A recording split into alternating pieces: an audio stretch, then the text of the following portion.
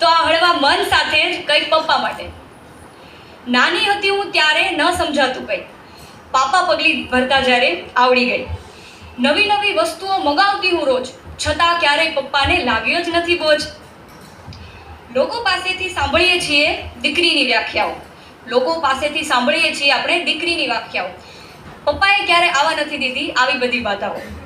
પપ્પા તો મનગમતી એવી મોજની ખાણ છે, પપ્પા દિલનું ગૌરવ અને સન્માન છે. પપ્પા માટે દીકરા એ સંપત્તિ, પણ દીકરી એ સંસ્કાર છે.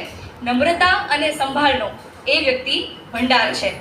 પિતા એ પ્રેમનો પ્રકાશ છે, પિતા એ જ અંધારામાં આશ છે. નાણાંનું મેનેજમેન્ટ જ્યાં હાર્ડવર્ક બની જાય છે, વિચારો પૂરા કુટુંબનું સંચાલન કેમ પૂરું થાય છે. વિચાર કરું છું મનમાં ત્યારે મહત્વ સમજાય છે. નથી સમજાતું કે પિતા વૃદ્ધાશ્રમમાં કેમ જાય છે. જીવનની સૌથી અઘરી જોબ માતા પિતાની હોય છે. પૂરા દિવસની જોબમાં પણ કેટલો અહંકાર થાય છે.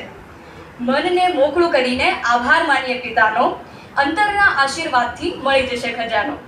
પપ્પા માટે લખવું એ તો સમદાર સમાન છે. ટુ બી કન્ટિન્યુ. અહીંયા મારી વાણીને વિરામ છે. પાપા પગલી મેં કીધી ચાલીને તારો હાથ, જીવની ઢગલી મેં આખી રાખી છે તારે કાચ. હો